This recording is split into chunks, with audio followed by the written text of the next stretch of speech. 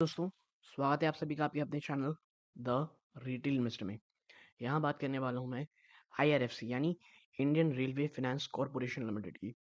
ये दोस्तों आप दिख रहा होगा आपके स्क्रीन्स में कि स्टॉक लगभग 2.5%, जी हाँ दोस्तों, कितना 2.5% से भी ज़्यादा की गिरावट दिखाया है।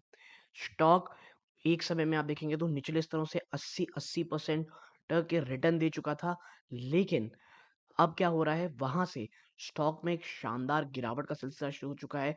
स्टॉक अब एक बड़ी गिरावट की ओर अग्रसर हो चला है दोस्तों। ठीक है, तो अब ये समझ में नहीं आ रहा कि आईआरएफसी में अब करना तो करना क्या है। क्वार्टर 3 के बाद जो गिरावट है वो और भी ज्यादा बढ़ चुकी है, क्योंकि कईयों को रिजल्ट थोड़े खराब लगे दोस्तों। मैं ये नहीं कहूंगा कि खराब रिजल्ट खराब थे, लेकिन हाँ, कईयों को रिजल्ट खराब लगे और उसके बाद एक गिरावट का सिलसिला शुरू हो गया था। और इसीलिए मैंने कहा था कि जब स्टॉक चल रहा था तो एक आप कह सकते हैं कि उस समय प्रॉफिट बुक करना एक काफी सही निर्णय रहता। लेकिन अब आप देखेंगे तो स्टॉक एक बड़ी गिरावट दिखाया और आज 2.5% से भी ज्यादा की गिरावट दिखा रहा है। और सबसे बड़ी चीज दोस्तों कि 30 रुपए, जी हाँ दोस्तों, 30 रुपए के बहुत नीचे स्टॉक आप देखेंगे तो जा चुका है। और अब जैसे कि आपको पता होगा कि जो 28 रुपए है ना दोस्तों, ये बहुत ह्यूमंगस सपोर्ट का काम करेगा इस कंपनी के लिए, आईआरएफसी के लिए। ठीक है, अगर मैं आगे जाऊं तो आप देखेंगे, यहाँ पे आप देखें इधर 1 सेकंड कि क्वार्टर 3 के नंबर्स कैसे आए थे। तो देखिए, आप क्वार्टर 3 के नंबर्स देखेंगे तो इस बार 6,218 करोड़ रुपए का सेल्स हुआ है। ठीक है, जो कि पिछले दिसंबर से चेक करेंगे दोस्तों तो एक मैं कहूंगा बहुत शानदार बढ़ोतरी थी।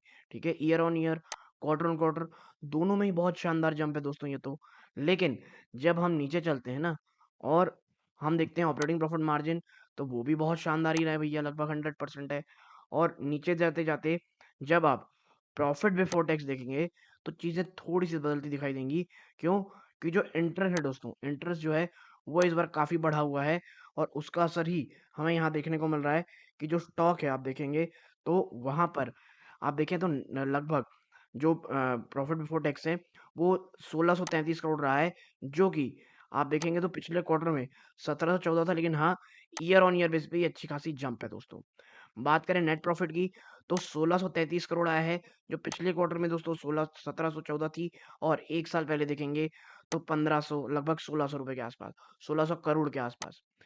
यानी लगातार जो तेजी है वो जारी है। इस बार कुछ इंटरेस्ट में पेमेंट ज्यादा करनी पड़ी है, इसलिए गिरावट हुई है। लेकिन जो सेल्स के नंबर हैं वो quarter on quarter, year on year, दोनों ही बेसिस में काफी अच्छे रहे। लेकिन as a longer term investor मैं आपको ये चीज समझा दूं दोस्तों कि इस स्टॉक में, आईआरएफसी में निवेश का हर एक गिरावट मौका होता है। और मुझे ये लगता है अगर कहीं ये स्टॉक आपको, पहला है 26 रुपया, यहाँ के आसपास मिलता है तो ये काफी अच्छे लेवल से एक्यूमुलेशन के। 26 टूटता है तो दोस्तों हड़बड़ाइएगा नहीं, उसके बाद 22 रुपए के आसपास एक काफी अच्छा आप कैसे खरीदारी कर सकते हैं। क्योंकि देखिए, पिछली बार का जो लो अगर आप आईआरएफसी का देखेंगे तो वो लगभग 21 रुपए है, 21 रुपए और 50 पैसा है। जी हाँ दोस्तों, 21 रुपए 50 पैसा पिछला लो था आईआरएफसी का। तो यहाँ जाएगा नहीं जाएगा नहीं पता, हमें धीरे धीरे इसे एक्यूमुलेट करते रहना है। क्योंकि इस बार भी डिविडेंड कंपनी ने अच्छा दिया है, शानदार डिविडेंड पेइंग कंपनी है, डिफेंसिव स्टॉक है। हर एक गिरावट खरीदारी का मौका आपके स्टॉक के लिए ये है। ये प्लीज बिल्कुल भी कभी भी नहीं भूलिएगा दोस्तों। ठीक है, तो आईआरएफसी में कभी कुछ ऐसा नहीं हुआ है दोस्तों। जो गिरावट है, जब स्टॉक बहुत ज्यादा भाग जाता है तो क्वार्टर 3 में अगर कहीं भी कुछ भी कमी दिखती है तो उसमें इसी प्रकार की पिटाई होती है जो हमें आईआरएफसी में देखने को मिल रही है। तो लॉन्ग टर्म स्टोरी अभी भी इंटैक्ट है, शानदार डिविडेंड डील है, लगातार प्रोग्रेसिव कंपनी है। लॉन्ग टर्म निवेशकों को बिल्कुल भी कहीं से भी स्टॉक में घबराना नहीं चाहिए दोस्तों। ठीक है, तो यदि आपको ये छोटी सी एनालिसिस पसंद आई हो, वीडियो को लाइक करके चैनल को सब्सक्राइब कीजिएगा। यहां तक जुड़े रहे इस बात का बहुत बहुत धन्यवाद। ये इस वीडियो का अंत है। जय हिंद दोस्तों।